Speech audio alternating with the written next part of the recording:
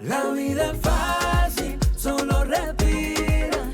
¿Y qué importa lo que la gente te diga? Hola amigos, ¿cómo están? Bienvenidos a un nuevo capítulo de nuestro podcast. Y hoy estoy muy feliz y muy contenta porque cuento nuevamente con el abogado Mesa. Bienvenido. Y con Lauren, ¿cómo están? Bien. Estoy muy feliz para estar aquí. ¿Cómo están ustedes? Nosotros estamos muy bien. Bien, muchas gracias nuevamente por la invitación y por poder compartir con ustedes. Sí, ya lo estábamos extrañando porque el video pasado tuvo muy buena repercusión y nos gustó mucho porque aprendimos bastante sobre las enmiendas y todo. Y hoy estaremos hablando de lo que sucedió el pasado 27 de junio, donde hubo el debate presidencial entre Joe Biden y Donald Trump, donde tantas personas han argumentado y tantas críticas ha tenido ese debate. Y hoy empezaremos hablando por la economía.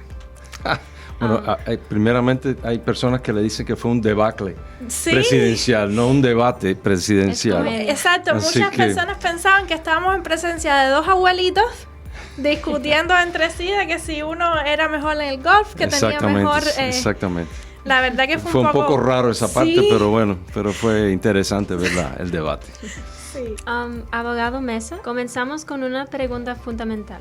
¿Hasta qué punto cree que un presidente puede influir realmente en la economía de un país? Bueno, el presidente tiene, como sabemos, los Estados Unidos tiene tres partes del gobierno. Okay. Tiene el sistema judicial, tienes la parte que es el legislativo, que es el Congreso, que pasa las leyes, y tienes el ejecutivo.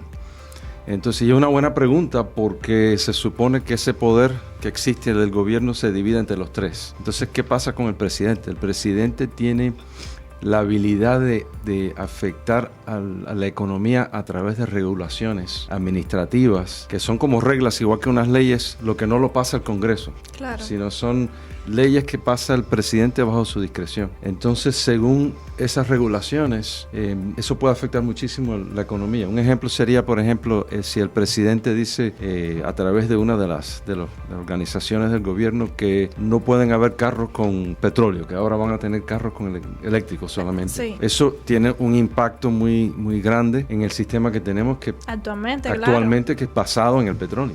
Claro, ¿no? Y la economía de todos los ciudadanos que tienen que cambiar por completo todo el sistema. Exacto. Entonces, el presidente sí tiene mucho efecto a través de no él, quizás él directamente lo puede tener, pero también a través de las organizaciones que él es donde él tiene la autoridad para mandar.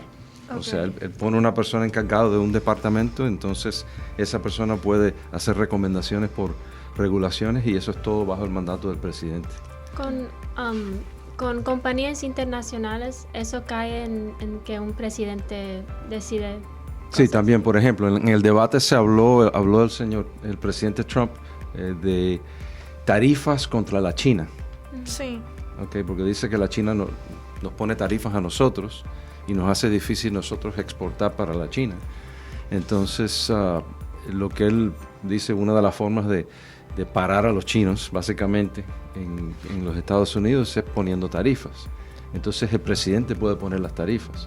Entonces el mismo producto que te costaba $100 traer para acá te puede costar 300, y eso lo que hace es que afecta a los chinos, número uno, y también crea la oportunidad de que el mismo producto se haga aquí en los Estados Unidos. Y esa es la idea, la filosofía de Trump y de otras personas como Trump. Y en su momento de mandato él quiso implementar eso, o lo llegó a implementar.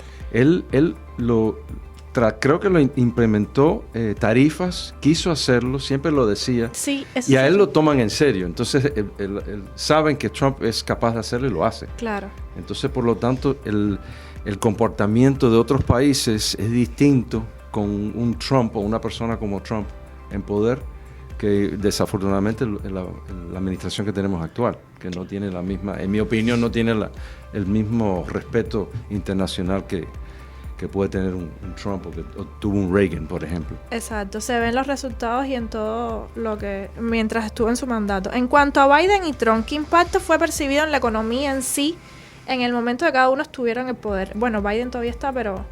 Mira, es interesante porque posterior al debate vi en la prensa varios reportes.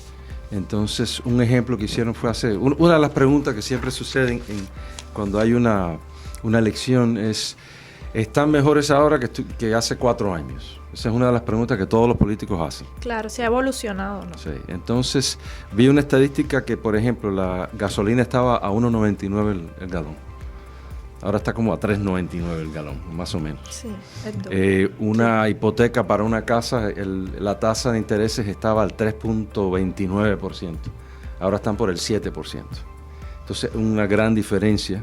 Y eso es un producto de la economía. Claro. Y un ejemplo de una de las cosas que yo sé que es muy popular, la idea, pero que no funciona, y es un ejemplo, sería, por ejemplo, la póliza esta de Biden de perdonar a los préstamos a los estudiantes. O sea, suena bonito, sí, claro, pero al final alguien tiene que pagar esos préstamos. Los impuestos. Sí, porque lo que sucede, de la forma que funciona, si tú, una persona privada, tienes, vamos a suponer, $10,000 y quieres invertirlo, puedes invertirlo en un fondo que le da préstamos a los estudiantes. Entonces el estudiante paga 9% sobre el préstamo. Claro. El banco gana una parte y tú ganas otra parte. Entonces ahora si el gobierno federal dice, bueno, de ahora en adelante el estudiante no tiene que pagar ese 9%, entonces ¿quién le paga al banco para que usted reciba su dinero y la ganancia en el dinero? Lo tiene que hacer el gobierno. Claro. Y el único recurso del gobierno somos nosotros. Así que nosotros mismos estamos pagando para que el estudiante que recibe el préstamo no tenga que pagar. Entonces al final todo cae en nosotros. Exacto, como que Biden ha dado mucho dinero y pero alguien tiene que pagarlo. Y nosotros somos los que lo pagamos. Por eso los precios están tan altos. Sí. En cuanto al desempleo y las medidas económicas, se mencionaron que se dieron 15,000 nuevos trabajos, pero que existe un desempleo del 15%. Entonces, hay cifras contradictorias ahí con esas políticas gubernamentales. ¿Cómo se relacionan estas cifras o qué es lo que afecta? Mira, yo creo que uno tiene que ver quién está dando las estadísticas, y desafortunadamente en el debate que tuvimos se hablaron de muchos números, el desempleo, la inflación, pero realmente no hablaron de dónde vienen esos números. Entonces uno como ciudadano lo que tiene que hacer es averiguar, tienes que leer artículos que vienen de por ejemplo, de algo conservador, de una organización conservadora, uno más liberal. Tienes que ver distintos números de distintas partes del gobierno, distintas organizaciones, para uno poder decidir quién tiene razón o no. Yo creo que en general la economía no está como estaba hace 4 o 5 años. Yo creo que estaba mejor, claro, hace 4 o 5 años. Y mucho tiene que ver con las pólizas estas que hace la administración actual.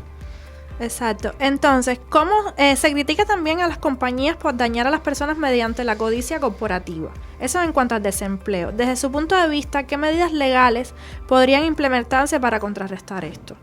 Contra la codicia corporativa. Bueno, eso es algo, yo creo que eso es un término más político, habla de economía, pero no llegan al fondo de lo que es los principios económicos. Aquí, por ejemplo, siempre ha habido una diferencia en el punto de vista de filosofía económica. Uno es la parte más conservadora. Vamos a no cobrarle tanto dinero a las compañías en impuestos, sí, y a las personas que ganan más de cierta cantidad de dinero, con la idea no de hacerle un regalo a esas personas o a esas compañías, sino con la idea de que puedan usar ese mismo dinero, en vez de pagárselo al gobierno, es usar ese mismo dinero para establecer otras compañías, otros negocios. Claro.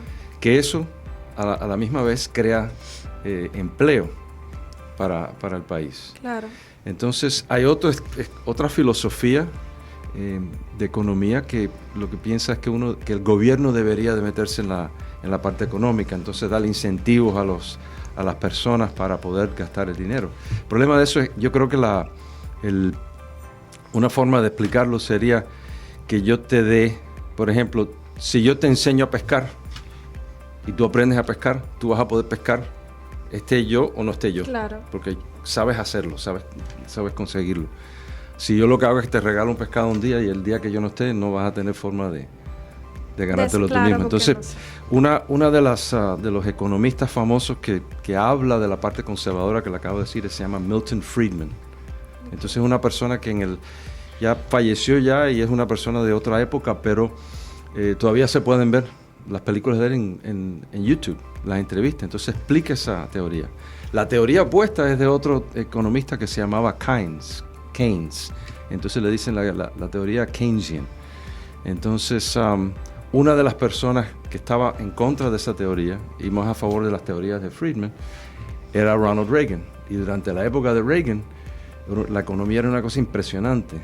Entonces un cambio muy, muy drástico entre lo que había anterior. Menos regulación es bueno para negocios. Esa es la idea y es relacionado con la libertad que tenemos, porque la esencia de este país es la libertad.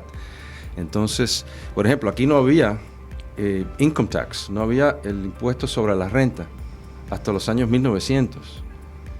Entonces, el dinero que tú ganabas era dinero tuyo, no tenías que pagárselo al gobierno. Entonces, a través de los años han habido más y más regulaciones, más impuestos. Entonces, eso es lo que hace que impide la habilidad de poner otro negocio, de comprar otro terreno, comprar otra casa, otro apartamento. Yo vi un poco de ese video, de ese que me dijiste, Milton Friedman, y estaba diciendo que The Great Depression, que nos enseñan que fue causado de los negocios privados que ¿cómo se dice? They failed. Sí, que los negocios fallaron, que se fueron a la bancarrota. Yeah. Y dice él que fue la Reserva Federal, que ellos hicieron algo mal. Entonces, anyway, eso es controversial. ¿Verdad? Sí, porque la Reserva Federal, eso es un punto interesante. La Reserva Federal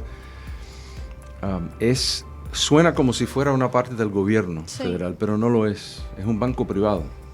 Entonces hay dueños privados. Entonces ellos lo que hacen es que controlan la cantidad de dinero que imprimen. Pero está conectado.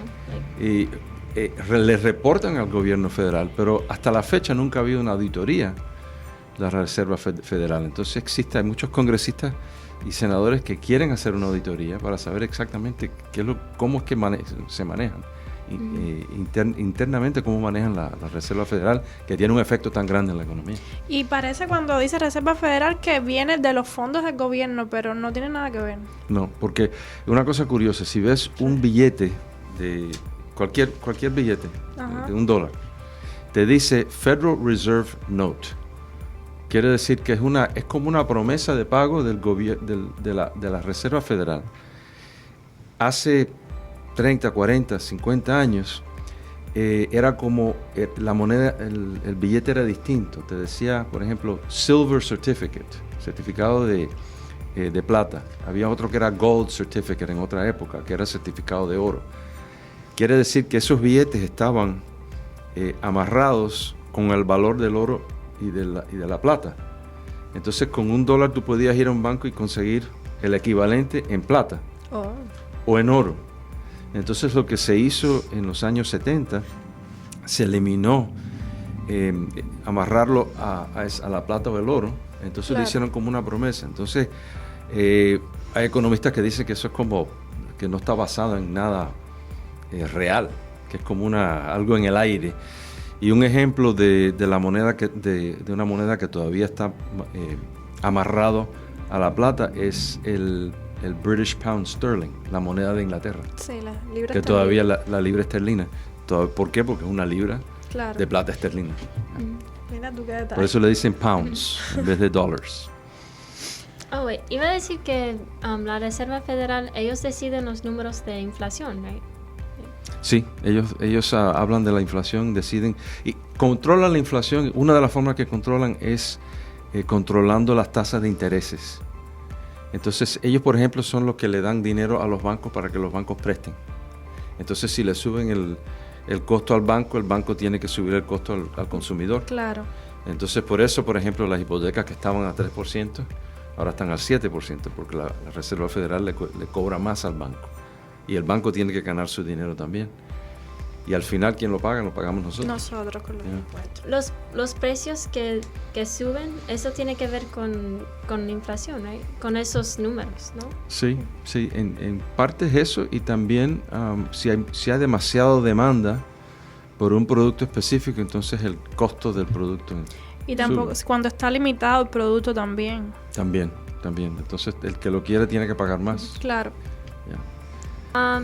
Ok, en relación al COVID-19, ¿Cómo evalúas la respuesta de Trump frente a la de Biden en términos de impacto económico?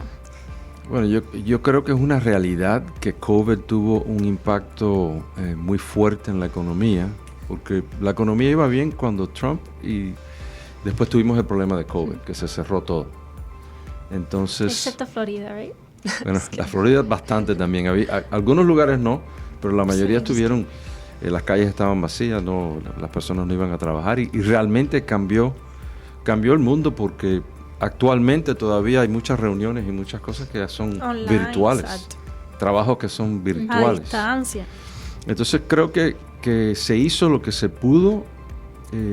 Trump hizo lo que se pudo hacer en su momento sabiendo con la información que tenía. El contraste es que Trump dijo que Biden lo que hizo fue establecer mandatos de la vacunación. De las vacunas sobre el COVID, que es verdad.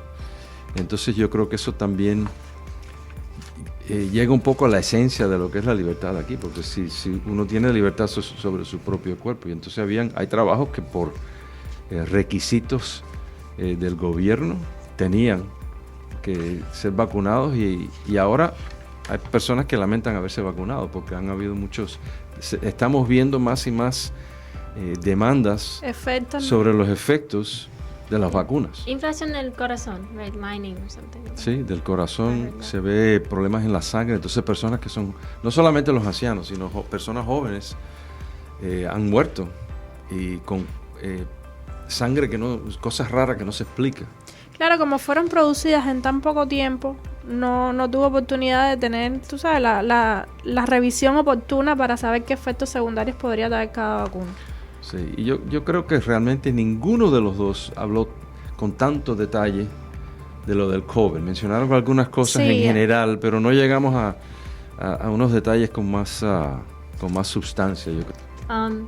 En cuanto a la gestión de la pandemia, Trump critica las políticas bajo Biden, especialmente los mandatos de vacunación. ¿Qué dicen las leyes sobre la autonomía individual en situaciones de salud pública como esta?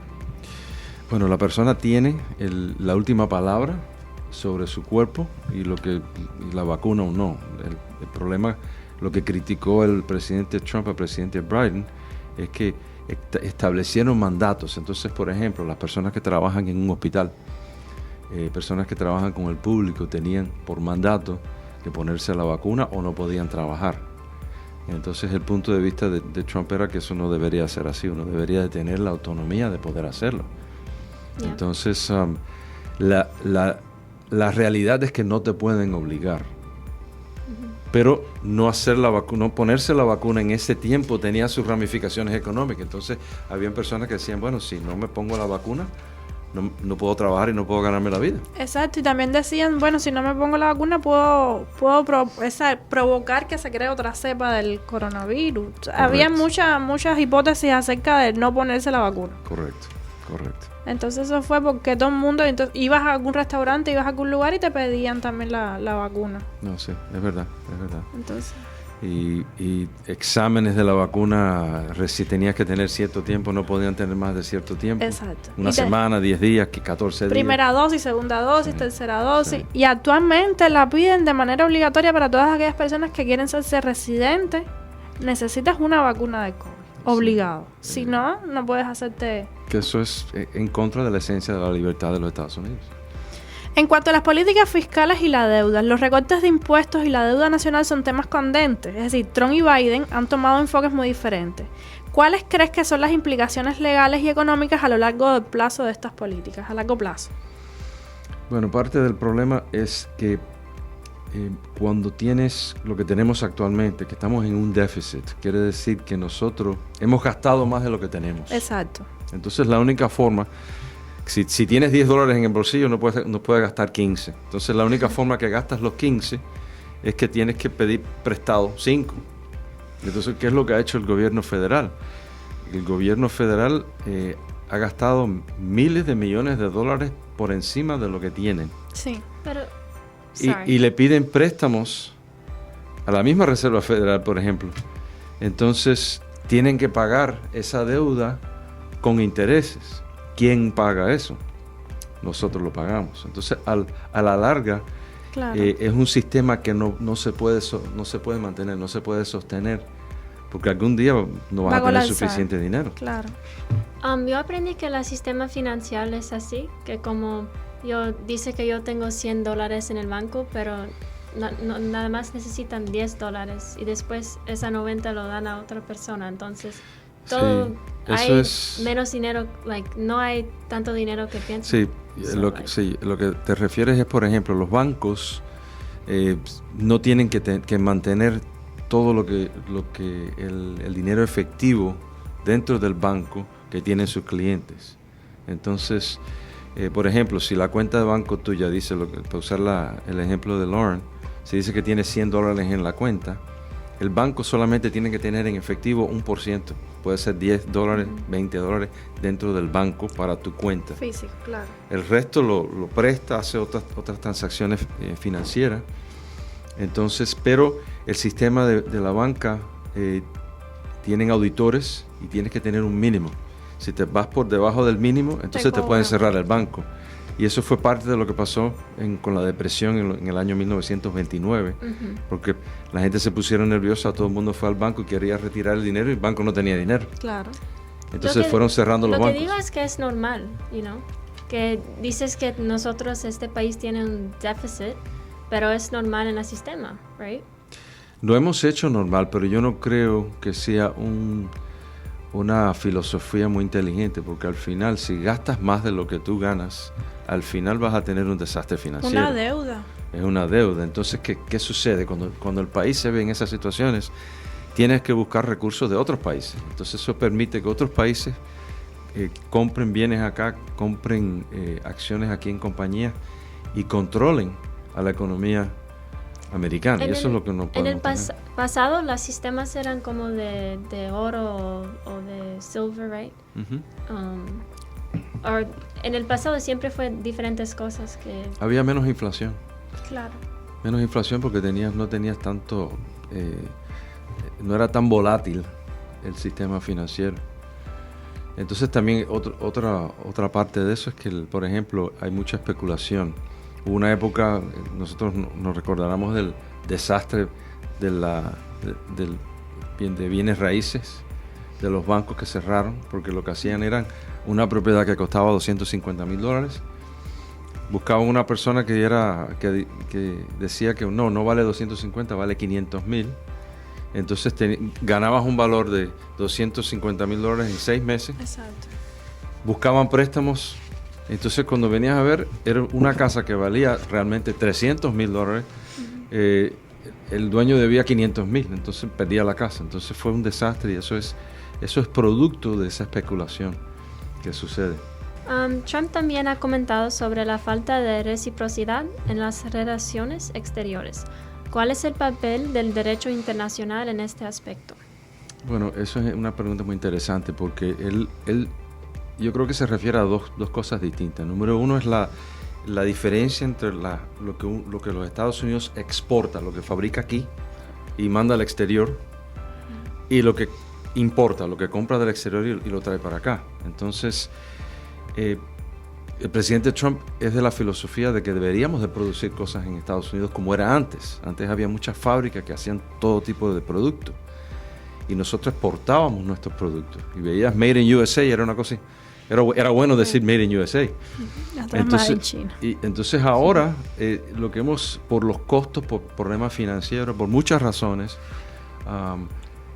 hay la mayoría de los productos son importados, no son fabricados aquí. Entonces lo que quiere hacer es mantener un balance, o sea, que no sea que dependemos de la China o de Japón o de otros países, de Corea por ejemplo, no eliminar el comercio con ellos, pero tener producción acá, por varias razones. Número uno, la economía. Empleos también le da a las personas. Es que también la mano de obra en esos países es tan barata que por eso... Es como esclavitud. Sí, es lo mismo con lo que pasa con las minas de litio y con toda la importación de ropa china, que al final explotan a las personas y por precios mínimos. Y muchísimas personas aglomeradas en un solo lugar trabajando. Entonces, por ejemplo, por esos principios, el presidente Trump habló de las tarifas, de lo que mencionamos antes. De los aranceles a la hora de... Los aranceles, si incrementan los aranceles, entonces es más difícil que esos países importen, o sea, claro, que exporten para acá, que nosotros importemos esos productos. Entonces nos obliga a buscar otra alternativa, y la alternativa es fabricar aquí. Producción propia del país, claro. Eso sería como el Producto Interno Bruto, algo tiene que ver con eso, PIB. Sí. El Gross National Product, que es la producción anual de los productos acá, sí, tiene que ver con lo que se produce aquí. Claro.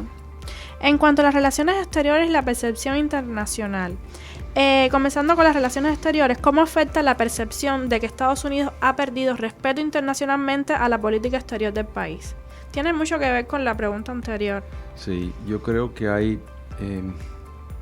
realmente esa pregunta toca en uno de los temas que no hemos hablado, pero que yo creo que es importante hablarlo respecto al debate. Y eso es la percepción de otros países sobre el presidente de los Estados Unidos, quien sea.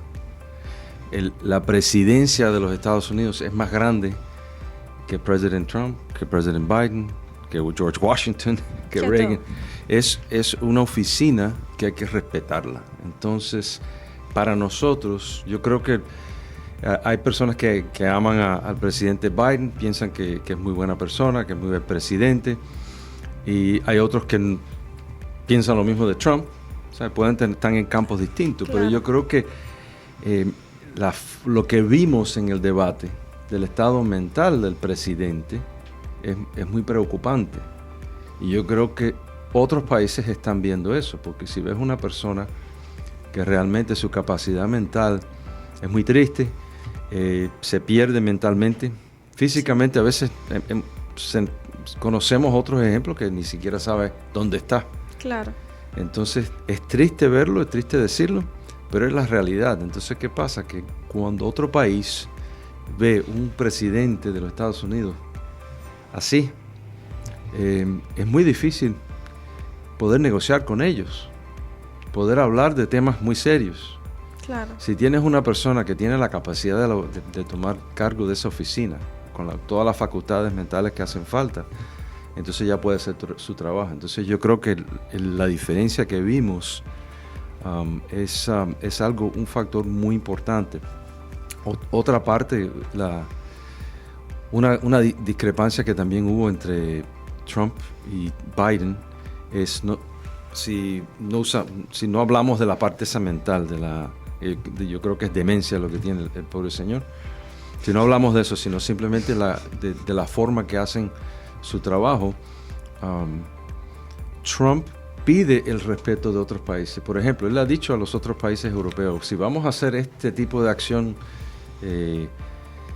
con armas y con tropas, ustedes tienen que pagar esto también, no solamente los Estados Unidos. Claro. Entonces, eso es una filosofía distinta. ¿Y qué es lo que hace? Que obliga respeto a los Estados Unidos. Entonces, Biden yo no creo que tenga la capacidad, o las personas que están realmente tomando las decisiones por Biden, que yo creo que ese es el gabinete de Biden. Yo no creo que eso sea Biden. Hablaron de Afganistán, como que fue que ellos se fueron y sí, lo que sucedió fue, nosotros estuvimos en Afganistán por muchísimo tiempo. Entra Biden como presidente, inmediatamente saca las tropas, deja equipos, armas. Entonces fue una cosa vergonzosa. Los mismos militares no podían creer que después de tantos años de sacrificio, para más o menos tener algún tipo de, no control, pero de estabilidad. De estabilidad en la región, que de un día al otro se fueran y dejaran personas abandonadas. Entonces dice, los militares pensaban que era vergonzoso, y lo que hicimos fue darle fortaleza a los enemigos de los Estados Unidos, porque esa misma gente se quedaron con las armas, se quedaron con los vehículos, se quedaron con todo lo que se dejó. Entonces ahora ellos pueden usar esas mismas armas en contra de nosotros si tenemos que ir allá otra vez. Claro. Y eso es parte del problema que tenemos. Y es como dijo Trump también, que si él hubiera estado en la presidencia, ninguna guerra de Rusia con Ucrania ni nada de esas cosas hubieran ocurrido. Sí, una de las cosas que sucedió fue que los rusos estaban preocupados porque se estaba hablando mucho de hacer Ucrania como una parte de NATO, de los otros países que tienen entre ellos unos tratados que si uno va a la guerra, el otro tiene que ir a la guerra. Es la OTAN. Sí. Entonces, Rusia, pensando que eso iba a suceder, hizo lo que hizo. Yo creo que si está un presidente como Trump, él no permite que eso suceda. Él se mete y tiene buena relación. Mira, por ejemplo, la Corea del Norte. Sí. Era un problema. Trump conoció al hombre y no se escuchó más del Corea del Norte. Nunca ha habido la misma presión internacional que existía antes. Y yo creo que de la misma forma... ¿Qué dijo? No sé. No sabemos exactamente lo que le dijo, pero... pero negociaciones entre presidentes que llevaron a un punto de que no hubiera esa rivalidad y esa...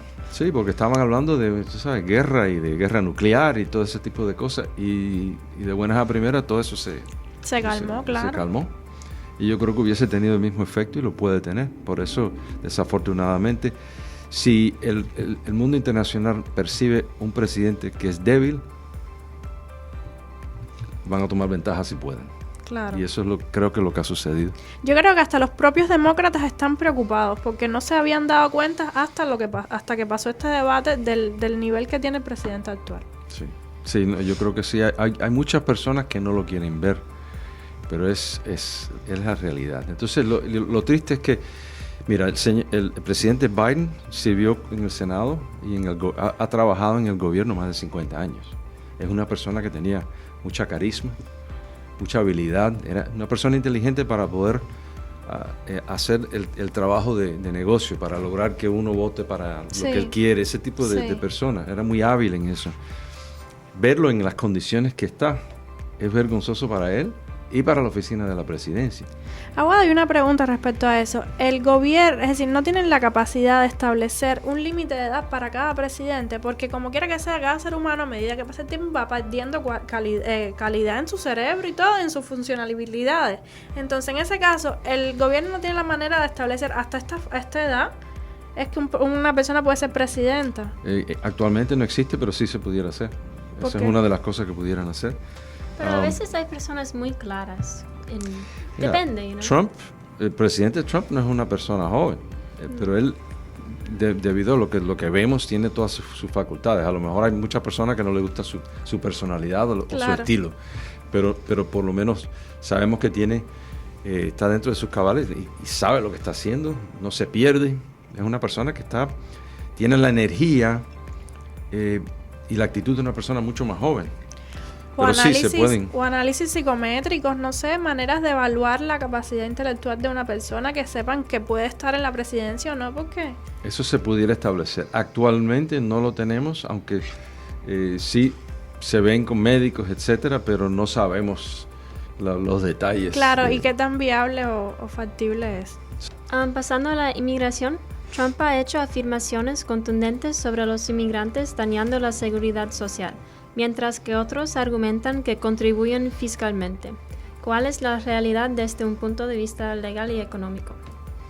Yo creo que hay muchas personas que no son documentados que sí contribuyen a la economía, son trabajadores, son gente que no son criminales, lo único que quieren hacer es hacer una vida nueva acá. Uh-huh. Desafortunadamente, cuando tienes el sistema que tenemos actual, donde no hay orden, no existe orden en la inmigración, número uno, mezclan personas que no deberían de venir a los Estados Unidos. Eso lo vimos aquí en Miami hace tiempo ya, en los años 80, cuando abrieron el puerto de Mariel en Cuba. Scarface. Sí, lo que en la película Scarface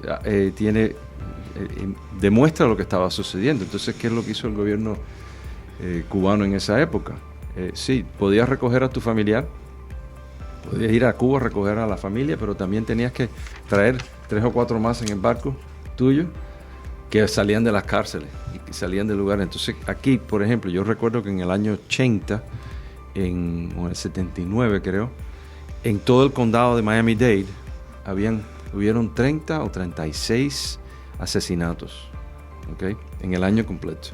En el año 80, después del Mariel, en un año, de 36 o de 30 fueron a 360 en un solo año. Y eso eran guerras de este tipo de personas, no de la persona normal. Claro. Que lo que quiso venir a los Estados Unidos. Nuevo, you know what I mean? The one, it's pop, I don't remember, but she's a Colombian lady. There was just a show about sí, hubo una serie que hicieron basado en la realidad, basado en una señora que estaba en el narcotráfico. Ahora no recuerdo el nombre de ella.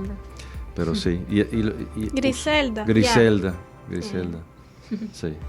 Entonces ese show lo que demuestra lo que sucedió. Entonces Trump lo que quiere evitar es eso. Entonces el problema es, yo creo que la inmigración tiene que existir y debería de existir, pero con orden. Exacto, controlado. Entonces ahora la diferencia entre Trump y Biden es que con el presidente Biden son miles y miles de personas ilegales que vienen. Entonces no solamente son personas que vienen de Latinoamérica, que cruzan la frontera, sino ahora están llegando de la China. De China, están llegando de los países árabes. Estuvimos casualmente ayer en una entrevista a una representante republicana acá, que ella nos decía que muchos países latinoamericanos han abierto sus cárceles y han mandado gente y han venido muchísima gente para acá, que son personas que son convictas y como quiera que sea son personas malas que no vienen a aportar nada bueno. Entonces eso es como deberían evaluar de algún modo, si no cierran la frontera, cada persona que se entra, no sé, pedirle, es que también pueden hasta falsificarlo, no sé, un método para verificar la identidad de cada persona. Y en cuanto a esas personas de China, ella lo que decía de que los comunistas siempre dicen que ellos se van a hacer cargo de este país, que los comunistas como que, y hay que tener mucho cuidado porque ¿qué hacen los chinos aquí? Sí, eso es un ejemplo muy, una de las teorías es que lo que están tratando es de tener personas infiltrados aquí. Exacto. Para en la eventualidad de que haya una guerra, entonces ya tenerlos aquí presentes. Entonces lo que sucede es que yo creo que uno de las cosas que puede hacer un presidente es número uno, mandar el mensaje de que mira, esto no es así. Tú no puedes simplemente llegar o mandar a tus hijos. Claro. Entonces para que lleguen a la frontera y crear una situación entonces donde es una crisis humanitaria, entonces ya los americanos parecen como personas malas por no dejarlos entrar. Eso tienen que mandar un mensaje de que este desorden no funciona en ninguna parte del mundo. Que no. Pero los que critican somos a los Estados Unidos. Entonces eso no es correcto. Y parte del problema es que ha habido los demócratas en los Estados Unidos quieren, por ejemplo, una de las cosas que quieren es dejar que entren inmigrantes, o sea, básicamente sin frontera, hacerlo fácil, no exigir que sean ciudadanos para poder votar, para tener más personas que voten a favor de los demócratas. Claro, como fueron los que los dejaron entrar. Con la mentalidad de, bueno, te dejamos entrar, ahora tienes que votar por nosotros. Claro. Entonces, la ironía es que el demócrata dice que, bueno, los republicanos son racistas porque no quieren que estas personas entren. Pero lo que no están viendo es que los demócratas, con esa mentalidad de que, bueno, si los dejamos entrar, van a votar por nosotros, no tienen que ser documentados para votar por nosotros. Lo que están haciendo es que se están burlando de la mentalidad, de la inteligencia de esos mismos inmigrantes. Porque ellos piensan, bueno, van a votar por mí porque yo los dejé entrar. Pero no piensan que van a votar por lo que ellos piensen que sea lo correcto para los Estados Unidos. Y en el momento, claro. Entonces, ¿quién es más racista? Entonces, eso es algo que no se habla mucho, pero es la realidad. Cuando uno ve que no quieren ni siquiera exigir que tengan, que sean ciudadanos para votar, que es lo típico, lo normal en cualquier país, lo que están haciendo es que quieren promover una cosa ficticia. Y eso lo que va a crear es que el país, si eso no se para, el país, el control del país se le va de las manos. Y eso lo estamos viendo en la inmigración. Claro. Porque son la misma cantidad de jueces, mismas personas que trabajan para la policía del Border Patrol, que son los que monitorean eso. Entonces, pero los recursos no dan abasto, porque están permitiendo más y más y más. Claro. El tema del aborto siempre es delicado. Con la decisión de devolver el poder de decisión a los estados, ¿cuáles son las implicaciones legales para los derechos de las mujeres y cómo se compara esto con las normas internacionales? Okay. Roe versus Wade, la decisión que siempre se ha hablado muchísimo, lo que estableció creó o reconoció un derecho igual que el derecho de libre expresión, por ejemplo. Entonces, permitió que el gobierno federal se metiera en esas decisiones. Entonces han habido muchísimas personas en el mundo legal que han opinado que eso es en contra de lo que es la República de los Estados Unidos. En el otro segmento que hicimos hablamos del aborto y de los derechos. Entonces la filosofía que ahora es la ley es que la decisión de si van a permitirlo y cómo lo van a permitir y cuándo lo van a permitir debería de ser determinado por los estados y no por el gobierno federal. En otras palabras, el gobierno federal no debería de meterse en esas decisiones. Es algo que la persona tiene que decidir en el lugar donde está. Que eso es realmente la esencia de lo que era la República Americana. Claro. Porque tenemos 50 estados, cada estado tiene sus leyes. Claro. Y entonces la filosofía es que cada estado es más fácil determinar qué necesitan los de California, los californianos. No es justo decir que los de Tennessee van a decidir lo que van a hacer los de California. Claro. Porque es otra cultura, son otros problemas. Y otras necesidades. Otras necesidades, exacto. Me dicen Roe vs. Wade que cuando es más temprano es más un right individual y cuando es más luego es algo más como de el right de esa persona. You know? Sí, lo que estableció Roe vs. Wade hablaba de los intereses personales e individuales versus los intereses del gobierno. Entonces lo que decía básicamente la opinión, una opinión muy larga, pero básicamente lo que decía era que en el primer trimestre el derecho del individuo es mucho más alto, tiene más importancia que el derecho del Estado. Mientras, el derecho del Estado es de esa vida. De esa vida. Okay. Entonces, mientras va incrementando la edad del fetus, segundo trimestre, tercer trimestre, entonces es como un balance. El derecho del individuo baja según se pone más viejo el bebé y sube el derecho del gobierno en proteger a ese bebé. Entonces, básicamente, crearon este derecho. Tampoco había mucha definición en cómo, porque los estados tenían que poner sus reglas, pero ¿qué es lo que hicieron? Abrieron las puertas para tener abortos de niños que tenían ya 9 meses, 40 semanas. O sea, eran niños, eran bebés. Entonces, ya estaban ya. Y a veces hasta después de nacer los mataban también. Entonces, por eso es tan controversial. Creo que debe ser un right, pero debe ser limitado para no tener un bebé, grande de 9 meses que lo estaban matando. Esas decisiones son muy individuales y por eso es mejor, en vez de que un gobierno federal dé un mandato, es mejor, yo creo, que cada estado defina qué es lo que vamos a hacer aquí. Y en caso de Trump, ¿qué él piensa al respecto? Porque él habló de excepciones como en caso de violaciones, incesto, peligro para la vida de la madre. Exacto. Él piensa que, número 1, que los estados deberían de decidir. Número 2, que él está a favor de una excepción si es incesto, si es violación, si la vida de la madre está en peligro, que ella pueda decidir si lo va a hacer o no. Claro. But the Bill of Rights es algo del internacional. Not international, but de todos los estados. Sí, pero no hay el derecho al aborto no está en la Declaración de Derechos del Bill of Rights. No existe. Entonces tuvieron la Corte Suprema como que lo creyó y lo que dijeron fue que implícito en la Constitución existe este derecho. Pero si lees la Declaración de Derechos, que nosotros lo leímos en otro segmento, no existe ese derecho, no lo reconocían. Bueno, yo tengo la experiencia de que una cuñada mía el niño venía con malformaciones y no lo descubrió hasta después de los 6 meses.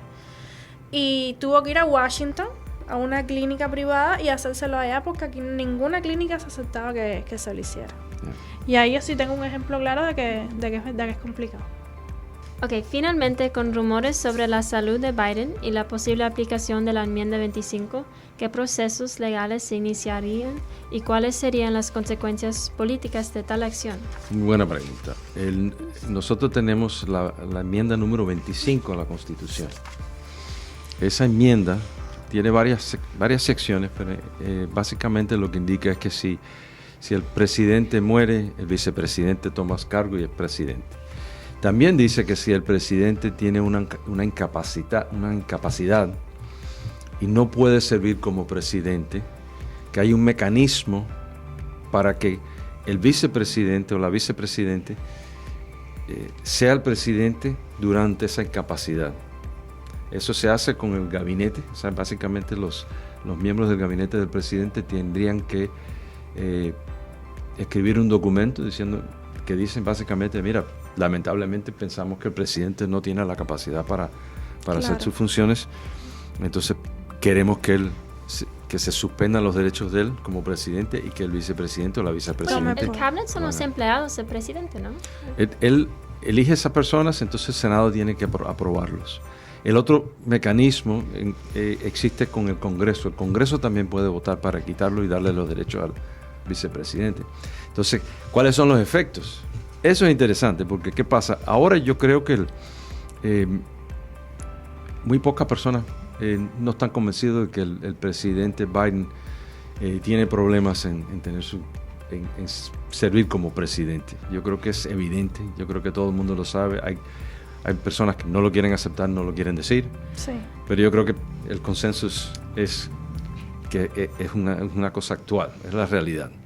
Entonces, una de las preguntas es, bueno, ¿por qué entonces no usan la enmienda 25? Para quitarlo. Entonces eso tiene implicaciones. ¿Cuáles son las implicaciones? Si ponen a Kamala Harris, por ejemplo, la hacen presidente. Kamala Harris, como es la ejecutiva, ella no tiene que mantener a todas las personas que tenía Biden en posiciones de poder. Puede quitarlo. Ella puede quitarlo, porque eso es bajo la discreción del ejecutivo. Claro. Puede crear otras oficinas y poner otras personas a cargo. Entonces, si el gabinete vota para quitar a Biden, lo hacen con el peligro de que puedan perder su poder político. Entonces, es una de las razones. La otra razón puede ser que simplemente tengan menos fe en Kamala Harris que en el mismo gabinete, porque yo creo que en estos momentos el que está mandando, las personas que están mandando, son los que tiene alrededor el presidente, no el presidente. Claro.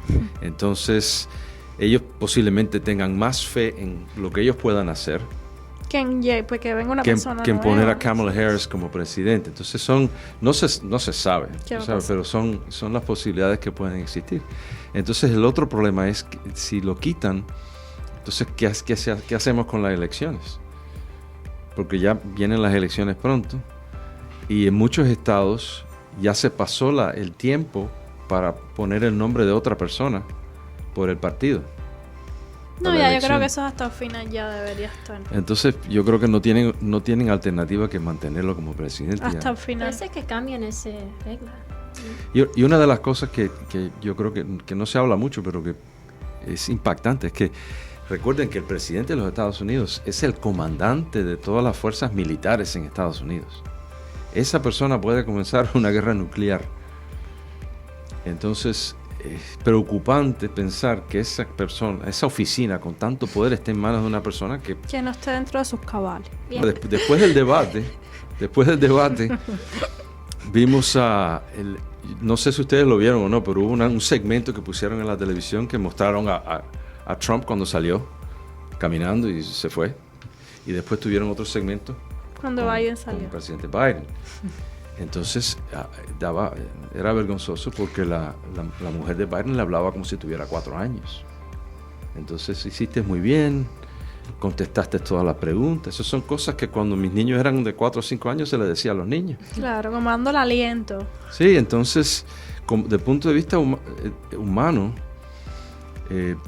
nadie quiere ver eso. No, necesitan una fortaleza, una persona que... Y los mismos, las personas que están alrededor de Biden deberían de hacer lo correcto y no dejar que el legato de él no van a recordar el Biden fuerte de hace 30 años.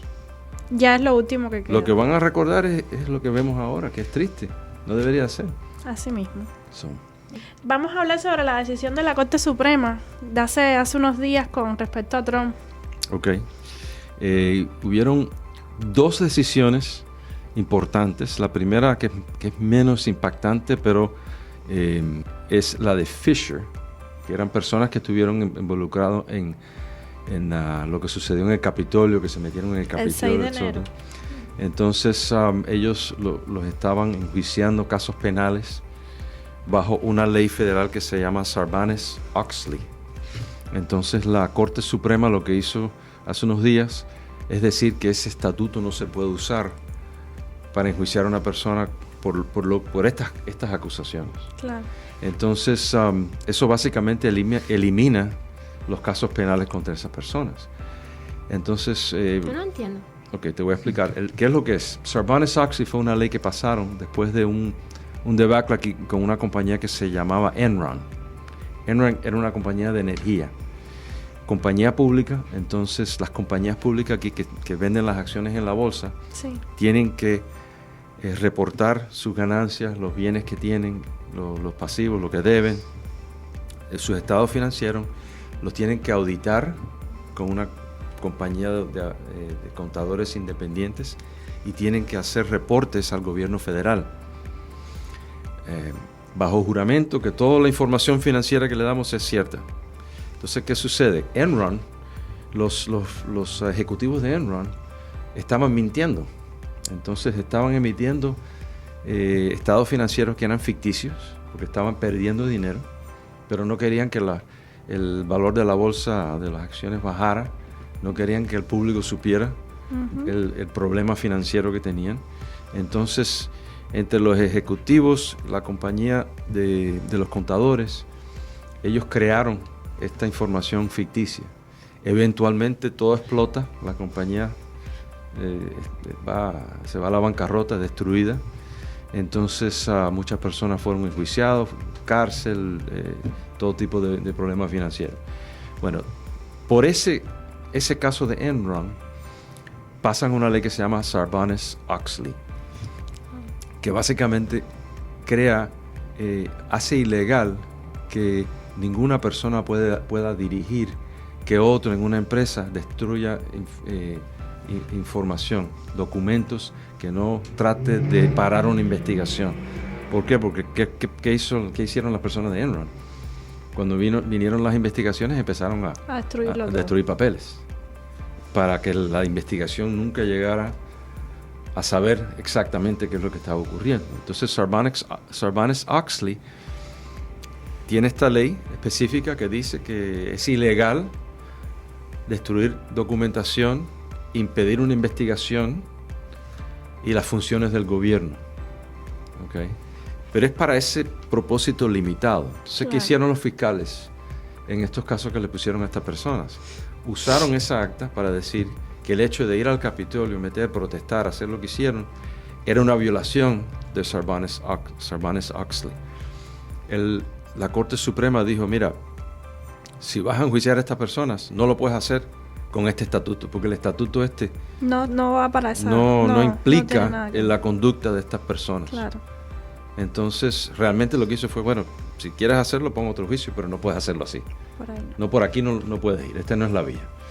Entonces, la otra decisión que yo creo que es muy impactante es el caso de Trump versus the United States, que son Trump en varios estados, varios lugares, tratan de enjuiciarlo, alegando que él violó la ley, que fue insurrección, o sea que él fue como una rebelión en contra de su propio país, no aceptar los resultados de las elecciones, y que él violó la ley de alguna manera en permitir que estas personas o en fomentar el odio para que fueran al Capitolio, etc.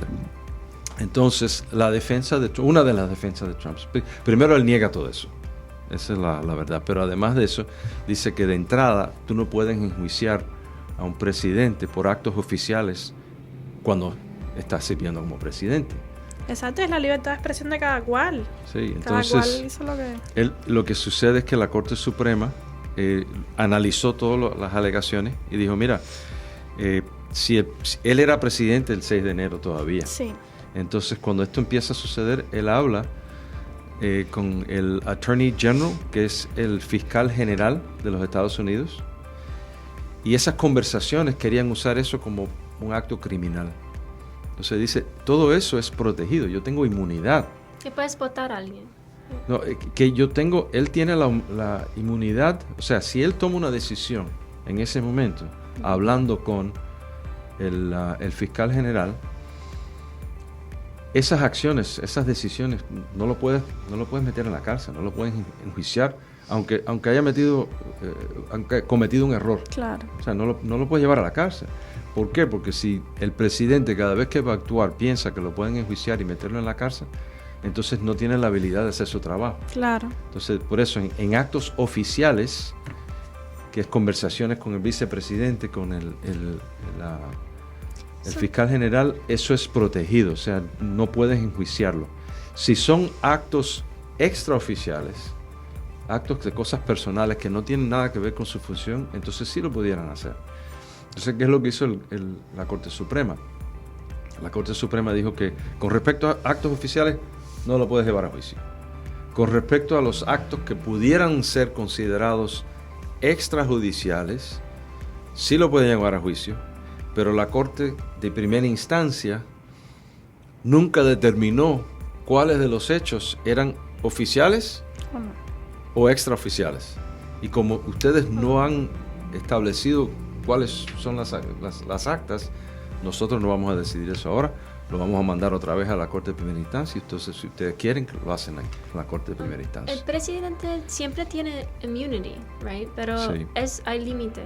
Y estaba viendo the news, right? Y estaban hablando de Nixon, que fue algo similar, que él tiene inmunidad por ser presidente, pero es como más complicado. Sí, el caso de Nixon fue interesante porque trataron de conseguir documentos de Nixon. Y también trataron de conseguir grabaciones que tenía Nixon, porque Nixon era una persona con una mente de historiador. Entonces él quería tener todo lo que sucedió durante su presidencia para la historia. Entonces, for his library, right? Sí, porque los presidentes cuando terminan ser presidente pueden poner una biblioteca y lo paga el gobierno. Entonces él quería tener grabaciones de las conversaciones del presidente con los miembros del gobierno, porque él pensaba que para el futuro sería interesante que otro presidente pudiera ver, bueno, qué es lo que estaban pensando cuando tomaron esta decisión, para ayudar a los presidentes del futuro a tomar sus propias decisiones. Entonces, sin decirlo, él puso un sistema de grabaciones dentro de la oficina de él, del Oval Office, la oficina oficial, y solamente lo sabían algunas personas, pocas personas sabían que eso existía. Entonces, si tú ibas a ver el presidente, todo lo que se hablaba estaba grabado. Eso es ilegal, ¿right? Bueno, en algunos estados es ilegal, en otros no. Okay. Por ejemplo, en la Florida te tienen que decir que están grabando. Si tienen el consentimiento tuyo, lo pueden grabar. Si no tienen el consentimiento, no lo pueden grabar. Entonces, el presidente hizo eso y durante un problema político donde trataron de sacarlo como presidente, artículos en inglés se llama impeachment, que es como que para sacarlo de su oficina. Durante el testimonio que hubo, alguien mencionó la existencia de estas grabaciones. Y fue como un momento muy, muy grande en la noticia, porque ¿cuáles grabaciones? Hay grabaciones. Entonces querían saber si en esas grabaciones el presidente se estaba implicando en algo penal. Entonces hubo una guerra legal y finalmente pudieron lograr conseguir las grabaciones. Entonces lo famoso de esa época es que había un segmento de las grabaciones que que no existía, estaba borrada. Estaba borrada. En otras palabras, te estaban hablando y de pronto silencio por 17 minutos, creo que era, algo así. Curioso. Entonces, han habido pocos casos, y este creo que es la primera vez que a un presidente o una persona que fue presidente le metan un juicio penal. La primera vez. Y creo que son solamente 3 casos, incluyendo donde han habido este tipo de argumento en contra del presidente. Y yo creo que, mira, más allá de Trump o de Biden, yo creo que hay que ver el precedente que han establecido, porque en muchos países donde no tienen un sistema que funciona, cuando la persona sale de la presidencia, que entra, le mete un juicio, lo arresta, le hace la vida imposible. Y eso lo vemos se ve mucho en Latinoamérica, sinceramente. Y nosotros eso nunca había pasado aquí. Entonces ahora tenemos un presidente que es el encargado del fiscal general, que hizo que el fiscal general fuera a la casa del presidente, sacara los papeles, lo enjuiciaran a él. Entonces el presidente es muy malo, porque si un presidente puede usar el sistema judicial para atacar a sus enemigos políticos, las personas que no concuerdan con su agenda, claro, eso es un mal precedente, porque ¿qué es lo que va a suceder? El próximo entonces va a ser lo mismo con el que sale. Y entonces vamos el sistema, en vez de ser el mejor sistema político y judicial del mundo, se va a convertir en y cae en un bucle constante. Sí, nunca termina. ¿Hay reglas para actos oficiales? ¿O puedes hacer cualquier cosa? Bueno, sí. Mira, el presidente tiene que regirse por la ley. O sea, el presidente no puede hacer lo que quiere simplemente porque es presidente. Ahora, hay cosas que son decisiones que hace el presidente basadas en el momento y las necesidades del país. Entonces, no puedes demandar a un presidente si la decisión salió mal. Claro. Porque a veces de buena fe uno toma una decisión y si sale bien, perfecto. Y si sale mal, bueno, no lo hice a propósito. Entonces, en vez de mirar el efecto, mirar cómo lo hicieron, esa decisión. Sí, sí, exactamente, sí. Hay que ver qué es lo que estaba haciendo en el momento que lo hizo. Entonces, asumen que los actos del presidente tienen inmunidad por sus actos. O sea, empezamos con eso. Entonces, claro, después tienen que probar que él salió y son extraoficiales, sí, que hizo algo que violó una ley, que fue en contra de los intereses de los Estados Unidos. Y si no lo establecen, entonces no deberían de poder proceder contra un presidente. El presidente puede matar a personas, pero una persona regular no puede. No, tampoco así, pero porque tenemos... cuando en la guerra es eso. Es un buen punto, sí. No, el presidente no se supone que vaya y pueda matar a una persona. Pero como es comandante de un ejército, el ejército sí va y mata personas porque eso es parte del país. Entonces tiene ese poder, ¿sí? Entonces, por eso, si, por ejemplo, el presidente cualquier presidente decide que vamos a ir a una guerra y un militar va a la guerra y matan a ese militar, la familia entonces ahora no puede demandar al presidente por una mala decisión. Claro. ¿Entiendes? Hay compensación para esa persona dentro del sistema militar que no requiere que demandes al presidente de los Estados Unidos. Entonces, son cosas así que no podemos tener, porque entonces el presidente no puede ejecutar su trabajo y nadie va a querer ser presidente. Claro. En estos momentos la política está tan difícil que hay pocas personas que quieren servir como presidente, claro, porque te van a atacar, claro, le tienen en la mirilla. Y tienes que tener la mente súper fuerte. Ya para concluir, abogado, denos un resumen de su opinión acerca del debate, algo cortiquito, para que las personas se queden con ese resumen de su opinión. Yo creo que el debate pudo demostrar la capacidad que tienen los dos presidentes, presidente Trump, presidente Biden. Y lo importante de todo esto, que uno tome su propia decisión, que vote, número uno, y que vote con su conciencia.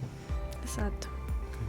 Por lo que vio. Así que nada, amigos, si a usted le gustó este video, suscríbanse, denle like, activen la campanita de notificaciones y el abogado va a seguir viniendo con nosotros para otros temas como este. Nos vemos en el próximo capítulo. Muchas gracias.